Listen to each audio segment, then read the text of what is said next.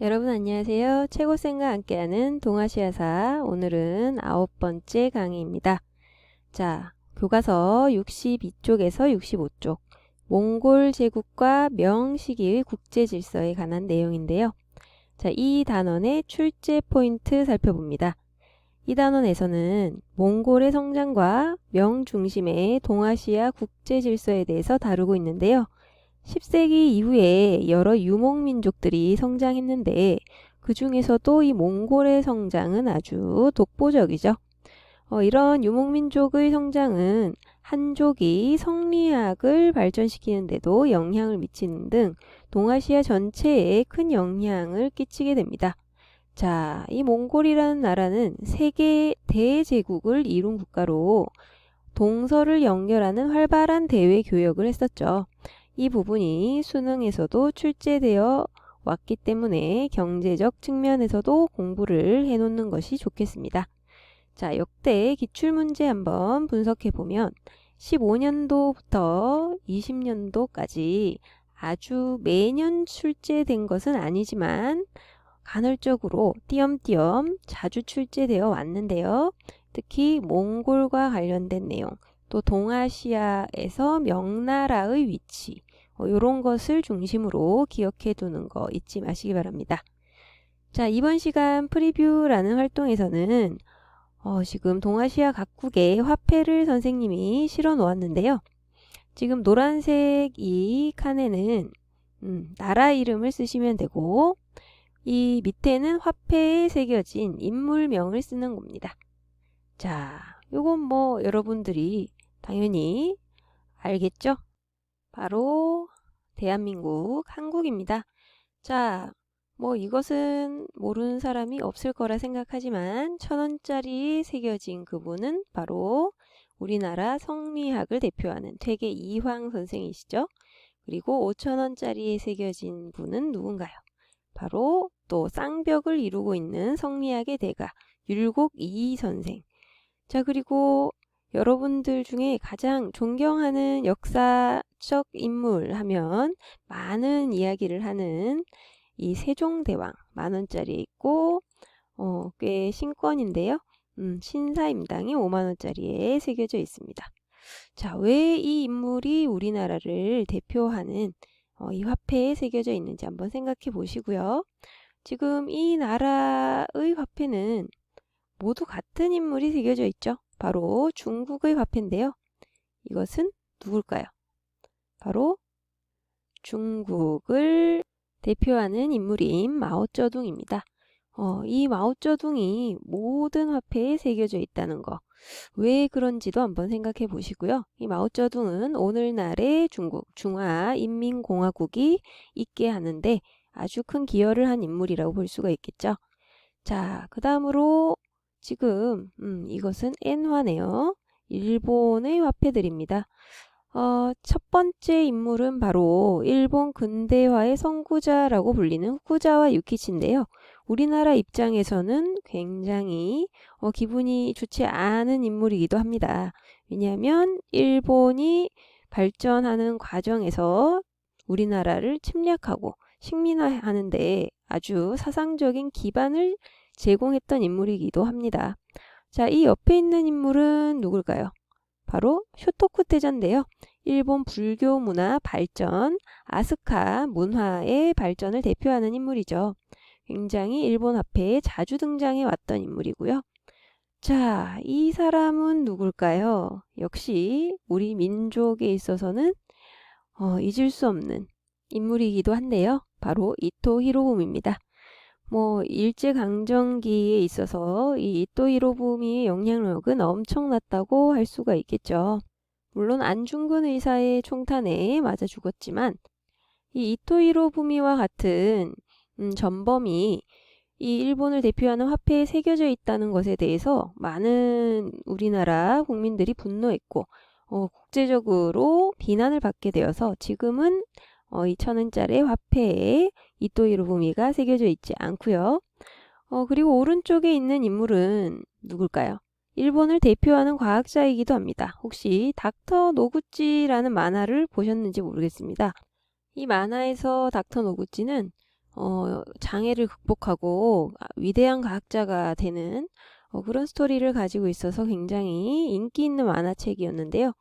사실 매독균에 대해 위대한 발견을 했다라는 평을 받기도 하지만 실제로 이 연구 과정에서 노구치는 571명에 달하는 사람들을 인체 실험을 했다라고 알려져 있습니다. 그래서 연구 윤리에 있어서 굉장히 큰 비판을 받기도 했던 인물이죠. 자, 여기까지가 일본의 인물이고요. 작년에 일본의 화폐에 이 인물들을 대대적으로 바꾸는 작업을 시작했습니다. 자, 다음은 어느 나라일까요? 바로 베트남이죠. 이 베트남을 대표하는 인물 하면은 바로 호치민이죠. 호치민이라는 도시 이름이 있을 정도로 이 베트남 하면 호치민, 오늘날의 이 사회주의 공화국을 만드는데 또 이 호치민은 프랑스와 전쟁을 하는 데 있어서 아주 큰 승리를 이끄는데 주도적인 역할을 했던 인물입니다. 지금도 베트남 국민들에 있어서는 영웅적인 인물이고 또 호 아저씨라는 별명으로 불리기도 하죠. 자, 요 밑에 있는 지폐는 좀 생소할 수 있는데요. 바로 몽골의 화폐입니다. 몽골이 오늘날 내몽골과 외몽골로 나누어져 있죠. 내몽골은 중국에 속해 있는 몽골이고요. 외몽골은 이 사회주의 인민공화국입니다. 오늘날의 몽골이라는 나라를 독립해서 만들어내는데 아주 큰 역할을 했던 인물이 담딘 수바타르라는 인물이죠. 이 중화인민공화국 중국으로부터 독립하기 위해 이 사회주의 운동가로서 몽골의 총사령관 자리에 올라서 혁명을 일으켰던 인물 바로 수바타르라는 인물입니다. 몽골 현대사에 있어서 굉장히 중요한 인물이고요. 자, 이 사람 얼굴 어디서 본 적이 없나요? 여기 이 인물과 비슷하게 생겼죠? 바로 그 유명한 칭기즈칸입니다. 오늘 우리가 공부할 내용과 아주 많이 연관되어 있죠. 자, 그리고 마지막 나라는 바로 타이완입니다. 이 타이완은 순원이라는 인물의 사상을 굉장히 중시하죠. 이 순원은 신의 혁명을 이끌었던 혁명가이자 중국 국민당의 창시자이기도 합니다. 자, 그리고 국민당 하면 떠오르는 인물? 그렇죠. 타이완에서 굉장히 오랫동안 총통 자리에 있었던 장제스라는 인물입니다. 공산당과의 전쟁에서 지면서 밀려나서 만든 나라가 오늘날의 타이완이죠. 자, 지금 동아시아 각국에 이렇게 다양한 화폐들을 살펴봤는데요. 우리나라의 지폐에 등장하는 인물들은 다른 나라 지폐와 비교했을 때 어떤 특징이 있는지, 또 한국의 10만원권 지폐가 나온다고 하면 어떤 인물이나 장소를 지폐에 넣고 싶은지 그 이유와 함께 자신의 생각을 적어보시기 바랍니다. 자, 이제 개학이 얼마 남지 않았는데요. 개학을 하면 선생님이 발표를 한번 시켜보겠습니다. 발표하면 으쓱으쓱 아시죠? 자, 그러면 오늘의 학습 내용 본격적으로 살펴보도록 하겠습니다. 자, 주제 3. 몽골 제국과 명시기의 국제 질서. 교과서를 한번 읽고 이 강의를 들으면 훨씬 잘 이해가 될 텐데요. 그렇게 공부하시기를 권하고요. 이 몽골 제국 하면은 너무나 유명하죠. 이 칭기즈칸이라는 인물이 굉장히 어려움을 딛고 이 거대한 국가를 형성하는 과정을 여러분들은 어느 정도는 알고 있을 것 같은데요. 잠시 영상을 하나 보고 돌아오도록 하겠습니다.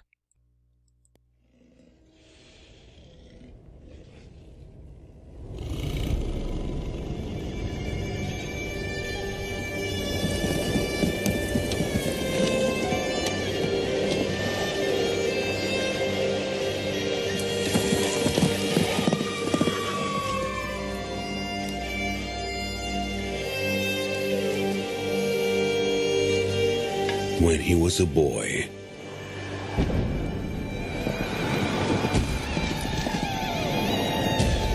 everything he loved was taken from him.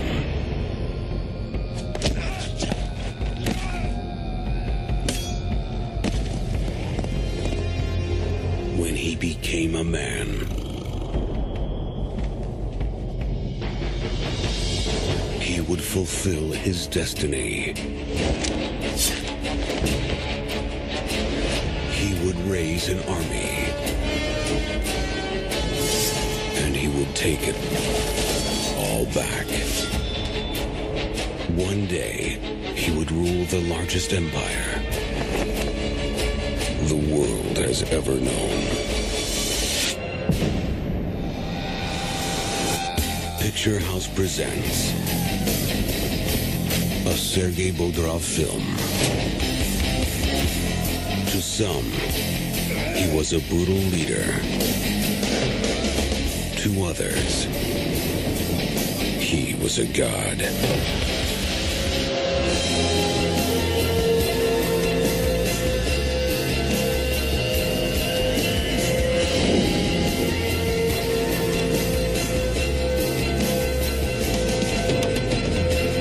Greatness comes to those who take it. Mongol, the untold story of Genghis Khan's rise to power. 자, 몽골이라는 영화의 예고편이었습니다. 어떻게 보셨나요? 이 칭기스칸이라는 인물은 지금도 영화화가 시도될 정도로 유명한 인물이죠. 칭기스칸은 주변 부족들을 통합하고 정복을 통해서 얻은 영토를 여러 아들과 동생, 부하들에게 나누어 주고 이제 다스리게 했습니다. 그 전에 바로 주변의 부족장들이 모여서 테무친이라는 인물을 징기스칸으로 임명을 하게 되는 거죠. 추대하게 되죠. 지금 이 장면이 바로 칭기스칸의 즉위식 장면입니다. 이 추대에 의해서 명실상부하게 이 칭기스칸은 예케 몽골 울루스, 즉 대몽골 제국을 지도하는 인물이 되었고요. 지금도 이 몽골에 가면 칭기즈칸의 얼굴이 산에 새겨져 있을 정도로 몽골을 대표하는 존경받는 인물이죠. 칭기즈칸의 어록이 남아 있는데요. 집안이 나쁘다고 탓하지 말라. 나는 9살 때 아버지를 잃고 마을에서 쫓겨났다. 가난하다고 말하지 말라. 나는 들쥐를 잡아먹으며 연명했고 목숨을 건 전쟁이 내 직업이고 내 일이었다. 배운 게 없다고 힘이 없다고 탓하지 말라. 나는 내 이름도 쓸 줄 몰랐으나 남의 말에 귀 기울이면서 현명해지는 법을 배웠다. 너무 막막하다고 그래서 포기해야겠다고 말하지 말라. 나는 목에 칼을 쓰고도 탈출했고 뺨에 화살을 맞고 죽었다 살아나기도 했다. 적은 밖에 있는 것이 아니라 내 안에 있었다. 나는 내게 거추장스러운 것은 깡그리 쓸어버렸다. 나를 극복하는 순간 나는 칭기즈칸이 되었다. 이런 어록이 남아 있는데요. 자, 여기에 대해서 여러분들은 어떤 생각이 드시는지 궁금합니다. 자, 이렇게 해서 학습지 빈칸에 들어갈 단어는 칭기즈칸이 되겠죠. 이 울루스라는 단어는요. 나라 또는 백성의 의미를 가지고 있습니다. 몽골 제국 전체는 이 칸이 다스렸지만 작게 쪼개진 여러 개의 울루스는 그 밑에 있는 아들이나 동생, 부하들이 나누어서 다스리게 했었죠. 이 몽골 수립 직후에 바로 칭기스칸은 이 몽골 울루스를 구성하는 95개의 천호를 조직합니다. 자, 천호제, 백호제라고 하는데요. 이 천호를 단위로 또 백호를 단위로 이 몽골의 군사 조직을 만들게 되는데요. 이것이 행정적 단위이기도 하죠. 자, 칭기즈칸의 친위대도 있고요. 그 밑에 보면은 천호장이 있습니다. 천호를 다스리는 사람들. 그리고 그 밑에는 백호를 다스리는 백호장이 있고 그 밑에는 또 십호장이 있죠. 자, 그래서 시장, 구청장, 동장 이런 식으로 생각하셔도 되겠네요. 이 칭기즈칸은요. 정복하는 지역마다 이렇게 1500호제에 편입을 시켜서 몽골의 군사로 만들게 됩니다. 이것이 또 몽골의 군사력의 배경이기도 했고요. 이 칭기즈칸은 어떤 나라들을 이제 공격해 나갈까요? 제일 먼저 공격을 했던 것이 바로 비단길의 중요한 길목을 장악하고 있었던 서하입니다. 이 서하를 공격해서 비단길을 장악할 수 있는 진출로를 확보했다고 보시면 되고요. 그 다음에 금나라를 공격하죠.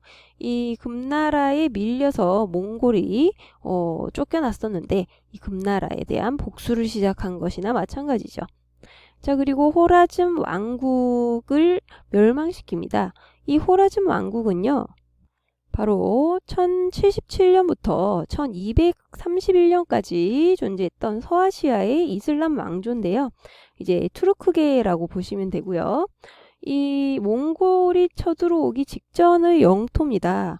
이 어마어마한 영토를 가지고 있었지만 이 호라즘과 국제적인 교역을 원했던 몽골의 사신을 이제 죽이면서 대대적인 전쟁에 돌입하고 결국 몽골의 손에 멸망하고 만 것이 이 호라즘 왕국이죠.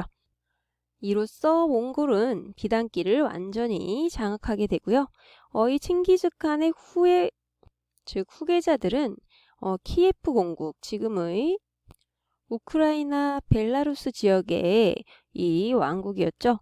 이 키예프 공국을 점령하면서 초원길까지 장악하게 됩니다. 이로써 이제 유럽과 아시아 합쳐서 뭐라고 부르죠? 유라시아. 유라시아를 아우르는 대제국을 건설하게 되는 것이죠.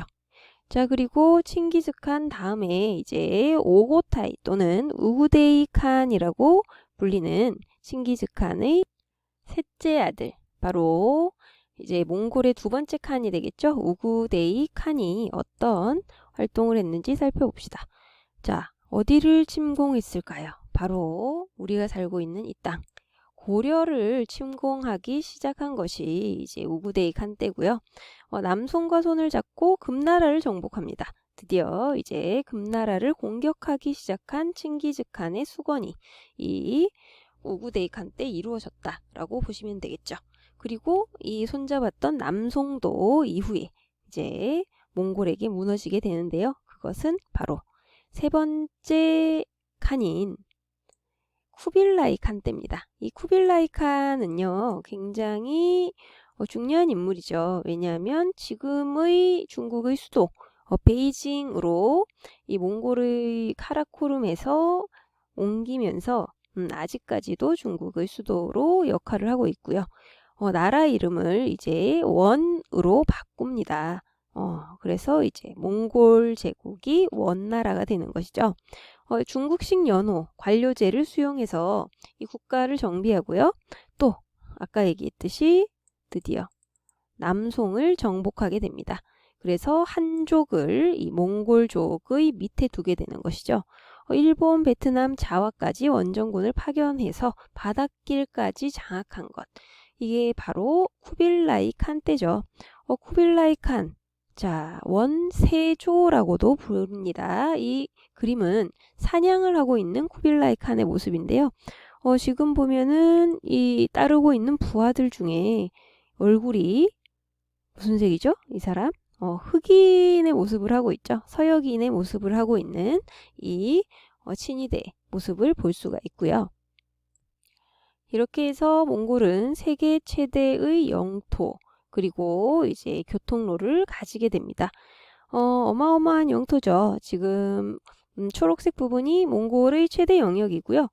이 점선은 울루스의 경계입니다. 여러 이 징기스칸의 후예들이 울루스를 나누어서 이제 쿠빌라이 칸 이후에 다스리게 되고요. 그리고 여기 점으로 이렇게 찍혀 있는 곳은 바로 역참인데요. 이 몽골 제국에는 1400여 개의 역참이 있었다고 합니다. 주요 교통로 보이시죠? 바닷길도 볼 수가 있습니다. 자, 다음으로 몽골 제국의 통치 방식입니다. 자, 몽골 제국은 자국민을 가장 위에 최고다라고 생각하는 몽골 제일주의를 바탕으로 지배 질서를 확립합니다. 몽골인이 당연히 중요한 군사적인 행정적인 부분을 담당하고요. 전통적으로 국제 무역에 아주 능했던 그리고 숫자에 밝았던 서역계 인물들을 재정 담당으로 기용을 하게 됩니다. 이 사람들을 이제 생목인이라고도 하는데요. 이 생목인은 눈에 색깔 있는 사람이란 뜻이 절대 아니고요. 재생목인의 준말로 여러 종류의 사람들이라는 뜻을 가지고 있습니다. 자, 그리고 그 밑에 한인, 한족이죠. 그리고 남인은 특히 남송의 지역에 살던 한인, 더 차별했다 이 말이죠.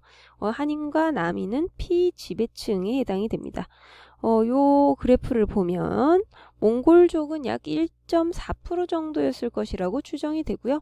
이 생목인은 중간 지배층입니다. 그리고 한인 안에 들어가는 것이 금나라 지배를 받던 한족이기도 하고 또 여진족, 거란족, 이제 몽골 밑에 소속이 되었기 때문에 이 한인에 포함이 되기도 합니다. 자, 그리고 남인이 가장 하층민이었다는 거 알 수가 있겠죠. 자, 이렇게 넓은 영토에 이제 사람들을 다스리기 위해서 몽골 제국은 지방에 행성이라는 것을 설치했습니다. 여러분들이 한국사 공부를 열심히 했다면 기억이 나실 텐데요. 몽골이 고려에 무엇을 설치했었죠? 정동행성. 이거 기억나십니까? 이게 각 지방 지배하는 수단으로 만들었던 기관이라고 보시면 되겠고요. 이런 행성에는 다루가치라는 관리를 파견해서 그 지역을 다스렸다라고 보시면 되겠습니다. 이 동아시아 각국이 몽골에 맞서서 이제 항쟁을 하게 되는데요. 고려 같은 경우는 몽골이 무리하게 공물을 요구하면서부터 굉장히 사이가 틀어지게 되고 몽골 사신이었던 저고여라는 인물이 피살되는 사건을 빌미로 해서 이 고려로 침입하게 됩니다. 이 고려에서 이 몽골 사신을 죽였다는 명백한 증거가 없음에도 불구하고 이것을 구실로 쳐들어온 것이죠. 자, 그리고 고려 정부가 몽골군에 맞서기 위해서 천도, 수도를 옮긴 곳이 어딘가요? 바로 방어에 유리한 강화도 지역이었죠. 그래서 이제 장기적인 전쟁을 대비하게 됩니다. 당시 고려는 무인 정권이었는데요. 이 무인 정권은 몽골 항쟁 과정에서 붕괴되고 결국 몽골과 고려 정부는 강화 조약을 맺게 됩니다. 그 후에 개경으로 환도, 다시 수도가 돌아오게 됩니다. 이것이 1270년의 일이고요. 이 개경환도 이후에도 끝까지 우리는 몽골에 이렇게 굴복할 수 없다라고 항전했던 군사 조직을 무엇이라고 했을까요? 바로 배중손이 주도적인 역할을 했던 삼별초가 되겠죠. 이 삼별초의 항전은 이 강화도에서 진도, 제주도까지 이어지지만 결국 몽골군에 무너지게 됩니다. 자, 다음으로 베트남. 이 당시에 대월이라고 불리었는데요. 몽골에 3차례 침공을 받았음에도 불구하고 끝까지 고려처럼 항전을 했던 나라입니다. 자, 쩐 왕조의 수도였던 탕롱이 함락되었지만 아주 베트남에서 민족적인 영웅으로 불리는 쩌능다오라는 인물이 몽골군을 격퇴하게 되죠. 자, 지금 화면에 보이는 것이 쩌능다오 장군의 동상이고요. 이 쩌낭조의 장군으로서 몽골군의 침략을 아주 뛰어난 전략으로 물리친 것으로 유명합니다. 격장사라는 유명한 글로 사람들의 사기를 돋구어서 몽골군을 크게 무찌른 아주 유명한 인물이죠. 오늘날에도 베트남 사람들은 이 쩌능다오를 베트남의 독립을 지킨 인물로 아주 영웅으로 존경하고 있다고 합니다. 자, 그렇다면 일본은 이 몽골의 침략에 어떻게 대항을 했을까요? 유명한 그림이 하나 있는데요. 몽고 습례회사라는 그림입니다. 이 그림에 대한 영상을 하나 보고 답을 찾아보도록 하겠습니다.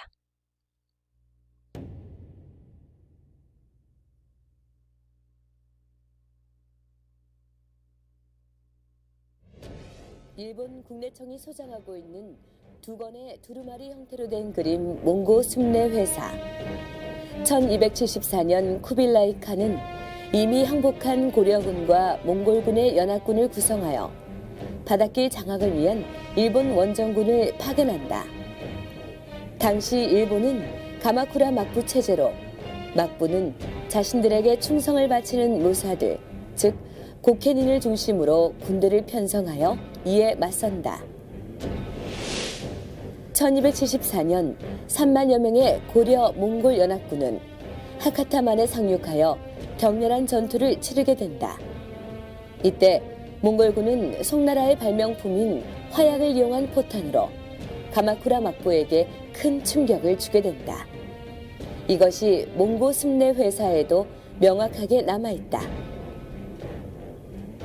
당시 이 1차 원정에 참가하였던 일본 무사 다케자키 스에나가가 화가에게 부탁하여 그림으로 남게 된 것이다.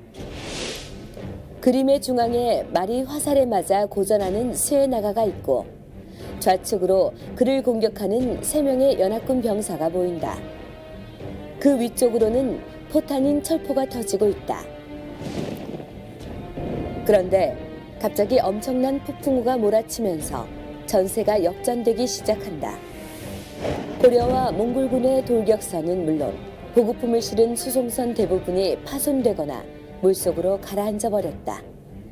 또한 그 안에 타고 있던 만여 명 이상의 병사들이 모두 희생되었다. 결국 1차 일본 원정은 실패할 수밖에 없었다. 7년 후 남송을 멸망시키고 나서 쿠빌라이 칸은 다시 14만 명의 병력을 4,400척의 배에 나누어 태워 일본의 북큐슈로 향한다. 몽골과 고려군, 심지어 투항한 남송의 군대까지 합세한 대규모 병력이 이제 곧 일본 열도 상륙을 하려는 상황에서 또다시 거센 폭풍우가 몰아쳐 심각한 타격을 입게 된다.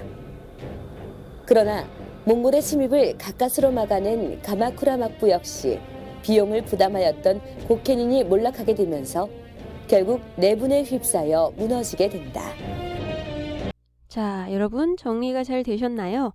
자, 일본은 몽골의 조공 요구를 거절하면서 이 몽골과 고려의 연합군, 우리가 줄여서 여몽연합군이라고도 하죠. 의 두 차례 침공을 받게 되는데요. 이 당시 일본은 가마쿠라 막부였습니다.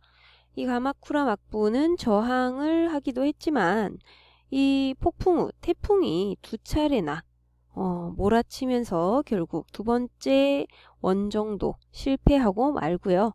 이때 이 폭풍우를 일본인들은 신이 보내준 바람이다. 일본을 지켜주기 위해서 신이 보낸 바람, 신풍이라고 불렀고 이 신풍이 일본어로 바로 가미카제라는 이름으로 불립니다. 이것이 2차 대전 때 일본의 승리를 위해서 목숨을 던지면서 자살 특공대의 역할을 했던 이 가미카제로 이어지게 되는 거죠. 자, 다음으로 이 몽골 침입은 각국에 어떤 영향을 끼쳤느냐? 자, 이 거대하고 강력한 군대에 맞서 싸우다 보니 각국에서 민족의식이 고조됩니다. 자, 고려에서는 삼국유사 누가 썼죠? 이련스님, 제왕운기, 이승휴 이런 역사서들의 공통점이 있는데요. 바로 당군을 시조로 생각하는 역사서라는 것입니다. 이렇게 당군을 중심으로 민족을 하나로 모으려는 시도가 있었다라고 보시면 되겠고요. 마찬가지로 베트남도 대월사기라는 역사서를 통해서 민족의식을 고취시키고 일본에서는 신의 나라, 신이 지켜주는 나라다. 신국의식이 확산되는 계기가 되었다고 합니다. 자, 이 몽골이라는 나라 어떻게 이렇게 거대한 세계 제국이 될 수 있었을까? 여러 가지 요인을 분석할 수가 있는데요. 일단 천호제라는 조직을 바탕으로 군사 조직력이 굉장히 강했다라는 겁니다. 원래는 금나라의 맹암모국제 체제를 수용을 했다라고 보고요. 이 칭기즈칸은 엄격한 군유를 선포해서 이 군유를 어기면 굉장히 엄격하게 처벌했기로 유명하죠. 자, 그리고 뭐 몽골 하면은 말 아닙니까? 이 기마술, 그리고 가벼운 활, 기동력 뭐 이런 것은 뭐 하루에 450km를 달릴 정도로 뛰어났다고 하고요. 몽골이 이제 쳐들어온다고 합니다. 라고 이제 전달을 받는 순간 이미 몽골은 쳐들어오고 있었다는 이런 이야기가 전해지죠. 자, 그리고 비단길에서 활동하던 이슬람 상인들은 또 돈을 벌기 위해서 몽골군에 대해서 또 군사적인 안전을 위해서 적극적으로 협력했다고 합니다. 그래서 정보력도 있었고 경제력도 있었고 작전 능력까지 뛰어났던 이 몽골군은 정말 역사상 최대의 국가를 건설할 수 있었던 것이죠. 자, 이 중에서 몽골이 세계 제국이 될 수 있었던 가장 큰 이유는 무엇이었을지 여러분의 생각을 직접 한번 써보시길 바랍니다. 자, 네 번째, 교역망의 교류와 통합에 관한 내용인데요. 자, 이 몽골 하면은 넓은 지역을 효율적으로 통치하기 위해서 무엇을 설치했을까요? 바로 역참이죠. 자, 이 역참은 동쪽과 서쪽의 지방이 교역하는데 엄청나게 큰 역할을 하고요. 또 이것을 설치하는 과정에서 도로망도 정비가 되고 중앙과 지방이 빠르게 연결될 수 있는 계기가 됩니다. 이 교역망의 통합이라고 이름 붙여진 이 원나라의 국제무역. 자, 원나라는 엄청난 규모의 무역을 했는데요. 이것을 관리하는 기관을 설치합니다. 이것이 바로 시박사라는 것이고요. 시박사는 원래 당나라 때부터 있었고요. 송나라, 원나라까지 쭉 이어진 기관입니다. 해상무역에 관한 사무를 맡아보던 관청인데 이 시박사의 역할이 원나라에서도 굉장히 컸다는 것이고 항저우, 취안저우와 같은 대표적인 국제무역항에서 이 무역선을 관리하는 역할을 했죠. 자, 그래서 고려, 일본, 대월, 베트남이죠. 동남아시아를 잇는 동아시아 교역망이 형성됩니다. 자, 그리고 교초를 발행하는데요. 교초는 뭐냐? 이 몽골에서 만든 지폐입니다. 이 지폐인 교초를 유일한 유통수단으로 정해서 경제적인 통합을 시도하는데요. 은본위제를 바탕으로 교초를 이제 은으로 바꿀 수 있는 체제란 얘기죠. 그래서 당시 은본위제를 가지고 있던 이슬람 지역과 활발하게 유통을 할 수 있는 이 기반을 마련한 것이 교초 발행입니다. 자, 지금 화면에 보이는 것이 바로 원나라 지폐인 교초이고요. 이제 왼쪽이 찍어내는 판이 되겠죠. 그리고 이것이 지폐가 되겠습니다. 이 교초를 통해서 유라시아 네트워크가 형성이 되고요. 마르코 폴로가 이 지역을 지나다니면서 여행기를 쓰기도 했죠. 이 동서교통로, 자, 초원길, 사막길, 바닷길, 이렇게 노란색이 초원길, 보라색이 사막길, 여기 짙은 분홍색이 바닷길, 이렇게 나누어집니다. 사막길이 비단길인 건 아시죠? 이렇게 원나라 중심의 국제무역의 영향으로 동아시아에서는 특히 고려에서는 국제무역항으로 병란도가 발달했고요. 원나라 교초가 유입되기도 합니다. 일본은 원나라와 공식적인 외교관계를 맺지는 않았지만 이 국제적인 무역은 지속했다라고 알려져 있습니다. 자, 이러한 동서문물 교류, 원나라는 굉장히 이 유럽 쪽까지 큰 영향을 끼치는데요. 특히 이 중국의 서아시아의 문물이 오는 계기가 마련되기도 합니다. 원래 이제 이슬람 세계의 천문학과 수학이 굉장히 높은 수준이었는데요.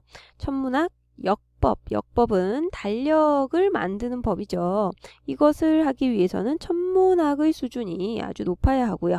자, 그리고 이제 수학도 필요하고 또 지도학, 이것은 국제무역을 위해서 아주 필수적인 것이죠. 이런 것들이 원나라에 들어오면서 자, 원나라 때 만든 달력입니다. 바로 원의 곽수경이라는 인물이 편찬했던 역법, 수시력이 제작이 됩니다. 자, 이 수시력은요, 이슬람의 천문기구를 본떠서 관측한 기구, 이걸 통해서 만들었는데요. 지금 우리가 사용하고 있는 1년 365일, 정확하게 얘기하면 365.24251로 1년을 정한 원나라의 달력이고요. 이 수시력이 조선의 칠정산이라는 우리나라 최초로 이 한양을 기준으로 한 달력을 만드는 데 큰 영향을 끼치기도 합니다. 자, 그래서 이제 원나라에서 고려까지 전리가 되고, 자, 혼일강리 역대 국도 지도, 이것은 역대 여러 나라의 수도를 표기한 지도다, 이런 뜻인데요. 태종 때 조선에서 제작한 세계 지도죠. 자, 이것이 당시 조선 사대부들의 국제적인 인식을 보여주기도 하는데요. 이것이 세계 지도라는 것을 알면 여러분들도 굉장히 당황스러울 수 있습니다. 이것이 이제 중국이 지금 세계 정중앙에 있습니다. 중화사상을 잘 보여주고요. 우리나라 조선이 한 중국의 6분의 1을 될 것 같아요. 이렇게 크게 표현이 되어 있다는 거. 그리고 뭐 유럽, 아프리카까지 이렇게 지금 표현이 되어 있는데요. 이 당시 세계관을 보여주는 지도라고 할 수 있겠습니다. 자, 그리고 중국의 뛰어난 문물이 서양에 전파되기도 하는데요. 중국의 4대 발명품 하면은 후한때 만들어진 종이 만드는 기술, 제지술을 비롯해서 화약, 인쇄술, 하나는 뭘까요? 바로 항해에 필수적인 것이죠. 나침반입니다. 이 나침반이 서구에 이제 전래되어서 대항해 시대를 여는 아주 중요한 요소가 되기도 하고요. 이 몽골 제국에선 이슬람교, 크리스트교와 같은 다른 종교를 크게 억압하지 않았다라고 전해집니다. 그래서 교세가 확장되고 이 마르코 폴로와 이븐 바투타와 같은 인물들이 국제적으로 활동하면서 이 몽골의 역사를 기록으로 남기기도 했습니다. 자, 자료를 좀 살펴보겠습니다. 굉장히 시험에 잘 나오는 내용들입니다. 이 여행자들에게 중국이 가장 안전하고 좋은 곳이다. 이븐 바투타, 좀 전에 얘기했던 이 인물이 쓴 여행기인데요. 이 이븐 바투타라는 인물은요, 모로코 출신의 여행가입니다. 자, 지금 화면에 보이는 그림이 이 이븐 바투타의 초상화라고 하는데, 이 사람은 21살 때부터 25년 동안 북아프리카, 유럽, 서아시아, 인도까지 거쳐서 중국을 여행하고 돌아와서 이 여행기를 남긴 인물입니다. 이 이븐 바투타의 기록을 한번 살펴보면 이제 기억에 들어갈 말이 무엇인지 생각을 해볼 수 있을 텐데요. 자, 공통적으로 기억에 들어갈 말 무엇일까요? 몽골 제국은 카라코름에서 약 간선도로를 따라서 30km 간격으로 이것을 설치했다고 합니다. 바로 역참이 되겠죠. 이 역참에서 말이나 마차, 식량, 숙소 이런 걸 제공받으려면 무엇을 갖고 있어야 돼요? 이것이 바로 파이자 또는 패자라고 불리는 것인데요. 자, 지금 화면에 보이는 이 파이자를 보여주면 이 역참의 숙소, 식량, 말 이런 것들을 제공받아서 쉬다가 잘 먹고 좋은 말을 데리고 다시 출발할 수 있었다고 합니다. 자, 그리고 아까 얘기했던 시박사 제도.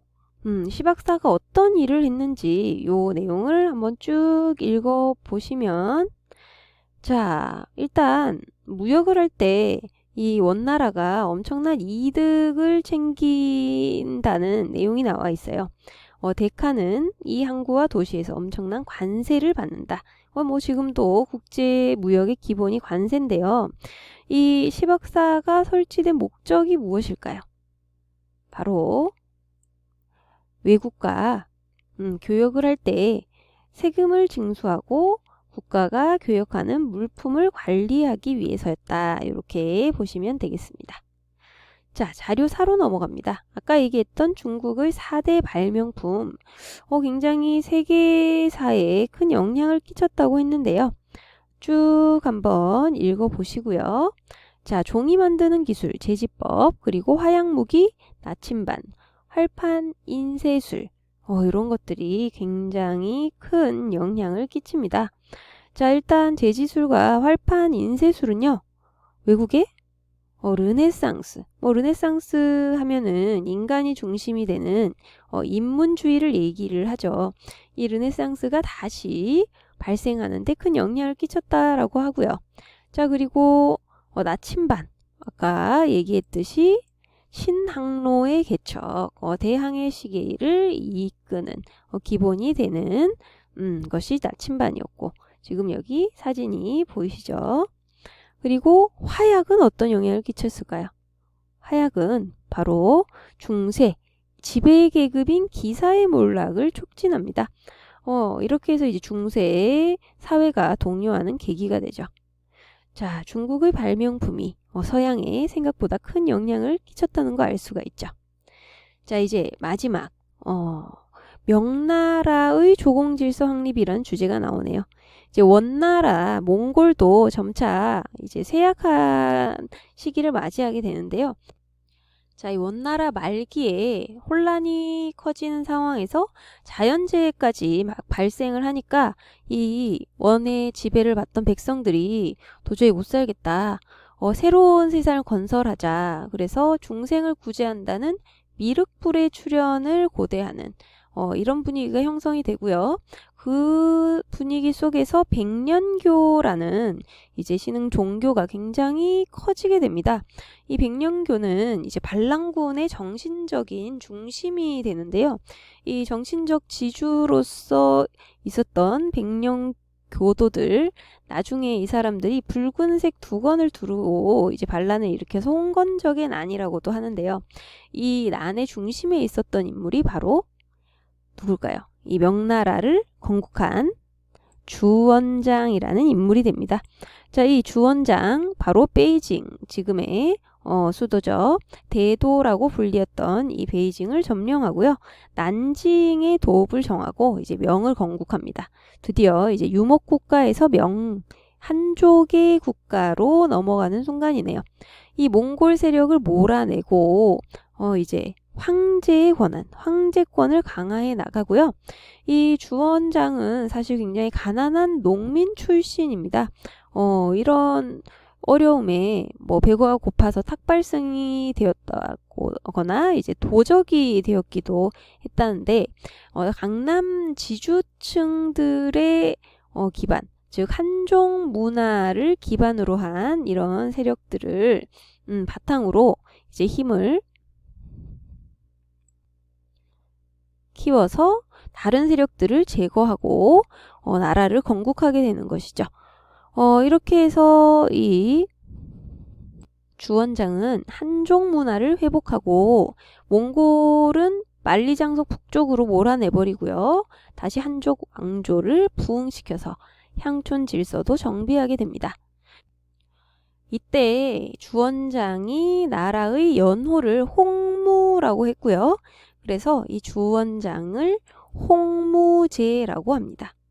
이 홍무제는 한족 문화 회복을 위해서 몽골풍을 금지하고 이 유학 중에서도 성리학, 자, 인간의 본성, 심성과 세상의 이치를 탐구하는 학문이죠. 이 성리학을 중시하였고 유교라는 것을 제정하게 되는데요. 이 유교가 무엇이냐? 자, 6가지 백성을 교화시킬 수 있는 원칙이 되겠습니다. 부모에게 효도하라. 웃어른을 섬겨라. 이웃 사람들끼리, 마을 사람끼리 화목하라. 자손을 잘 가르치고 이끌어라. 각자 생업에 만족하라. 그리고 나쁜 짓을 하지 말라. 이것을 동네 마을의 노인들에게 큰 소리로 외치고 다니게 했다고 해요. 이렇게 이제 홍무제가 유교를 반포해서 다시 유교 문화를 되살리는 역할을 하게 되고요. 황제권 강화를 위해서 제상제를 폐지하고 황제가 직접 육부를 관할하는 제도를 시행하게 됩니다. 자, 그리고 다음으로 이 명나라에서 가장 중요한 왕이라고 할 수가 있죠. 이 사람 누굴까요? 자, 이 왼쪽의 인물이 바로 영락제고요. 오른쪽의 이 그림은 자금성을 표현한 그림입니다. 지금도 중국의 가장 중요한 관광 코스가 되고 있죠. 이 영락제는 적극적으로 대외 정책을 추진하면서 영토를 더 확장해 나갑니다. 수차례 몽골 원정을 해서 더욱 북쪽으로 몰아내고요. 한때는 대월, 지금의 베트남 지역을 점령하기도 했습니다. 자, 그리고 아까 얘기했던 자금성 건설이 나오네요. 자, 지금 화면에 보이는 것이 바로 선생님이 직접 중국에 가서 찍어온 자금성 사진입니다. 이 자금성은요, 화원 일대를 제외하고 봉공 안에는 나무가 없어요. 그래서 여름에 더울 때 가면은 엄청나게 힘듭니다. 넓기도 넓지만 그늘이 전혀 없다는 거죠. 그리고 바닥에 깔린 돌도 지하 5m까지 박혀 있다고 해요. 이것은 무엇 때문일까요? 바로 자객들이 침입해서 나무나 땅속에 숨어 있다가 황제를 죽일 수도 있기 때문이죠. 이 자금성의 구조를 보면 어마어마한 규모라는 것을 알 수가 있습니다. 이게 이제 위성으로 본 자금성 사진이 되겠네요. 이 자금성의 성벽은 한 10m 정도 됐다고 얘기를 하고요. 이 궁궐이 청나라 때까지 한 500여 년 중국의 궁궐로 사용이 됩니다. 자, 그리고 지금의 중국의 수도인 베이징으로 천도한 것이 영락제 때고요. 그전에는 난징에 도읍을 했었죠. 자, 영락제의 업적 중에 가장 유명한 또 정화의 원정이 나오네요. 이 정화의 원정은 요 자료 5에서 자세히 살펴보도록 하겠습니다. 지금 정화의 항해로가 나오는데요. 와, 이 시기에 즉 15세기 초 요때 굉장히 엄청난 항해를 했다라는 것을 알 수가 있는데, 이 정화는 원래 이슬람 사람인데요. 윈난성 출신이죠. 원래 성은 마시고 황관이었습니다. 황관으로서 영락제의 명령을 받고 이제 7차에 걸친 항해를 하게 되는데요. 이 정화의 항해는 전 세계적인 대외 교역에 영향을 끼치게 됩니다. 자, 이 정화라는 인물 얼굴을 잠시 볼까요? 환관 느낌이 좀 드십니까? 이 정화의 원정으로 정화가 중국의 기린까지 가지고 왔다라고 하는데요. 그 그림이 남아 있고요. 동아프리카의 말린디라는 곳까지 가서 이 선물로 받아온 기린입니다. 이 정화의 원정은 어마어마한 경로를 거치고 있죠. 이 목적이 무엇이었는지가 중요한데요. 이 정화는 동남아 지역으로부터 특히 조공책봉 관계 안으로 이제 이 나라들을 끌어들이기 위해서 노력을 했습니다. 그래서 이 정화향해 이후에 30여 개국이 조공을 바치게 되었다고 해요. 이 조공을 많이 받는다라는 것은 그만큼 나라의 영향력이 강하다라는 이야기죠. 그리고 이 당시에 동남아시아로 중국인들이 대외의 무역을 위해서 많이 이동하면서 화교 사회를 형성하는 계기가 되었다고도 합니다. 자, 여기까지가 이제 명나라 이야기. 자, 그리고 이때 조선은 어떤 일을 겪고 있었을까요? 이 원나라 말기 이제 고려도 원나라에서 벗어나기 위한 노력을 하게 되고요. 이 반원 자주 정책하면 떠오르는 인물이 누굽니까? 바로 공민왕이죠. 공민왕은 쌍성 총관부 이북 지역, 철령이 지역을 시작으로 많은 영토를 되찾게 됩니다. 이것이 공민왕의 영토 확장을 보여주는 지도죠. 자, 이 시기에 몽골풍도 금지하고 친원 세력, 대표적인 인물이 기철이었죠. 기철. 이런 인물을 권문세족들을 축출해내고 이 영토도 넓혀가는 과정에서 이제 똑똑한 유학을, 특히 성리학을 공부한 신진 관리들을 기용하게 되는데요. 이때 바로 신진 사대부의 성장이 이루어집니다. 이 사람들이 이제 조선 건국의 주체가 되는 것이죠. 이 신진 사대부는 혁명파와 온건파가 있었는데, 혁명파, 새로운 왕조를 건설하자라는 생각을 가진 사대부들과 무인 세력, 대표적인 인물이 이성계죠. 이런 인물들이 손을 잡고 바로 조선을 건국하게 되는 것이죠. 이것이 바로 1392년의 일이 됩니다. 되겠습니다. 자, 조선의 수도는 당연히 한양이고요. 성리학을 통치 이념으로 채택해서 유교의 나라로 만들고 명나라와의 관계도 개선하게 됩니다. 이 명나라와는 이전에 왜 사이가 안 좋았죠? 바로 위화도 회군 기억나십니까? 요 이후에 특히 태종 이후에 조공 책봉 관계를 맺으면서 명과는 관계가 좋아집니다. 자, 그리고 일본 같은 경우는요. 자, 무로마치 막부라는 새로운 막부가 성립하게 되는데요. 그 과정을 살펴보면 몽골 침략 이후에 가마쿠라 막부가 쇠퇴했다는 얘기는 했습니다. 전쟁과 혼란으로 궁핍해진 무사들이 이제 당시 천황의 명으로 고다이고 천황인데요. 이 가마쿠라 막부를 무너뜨립니다. 자, 원래 가마쿠라 막부에서 천황은 그냥 허수아비 같은 존재였죠. 두 개의 집안을 번갈아 가면서 천황을 시키면서 이 막부의 권한을 계속 유지하고 있었는데 이 고다이고 천황은 불만을 품고 이제 무사들을 모아가지고 막부에 대항하기 시작합니다. 그래서 이 가마쿠라 막부를 무너뜨리게 되는데요.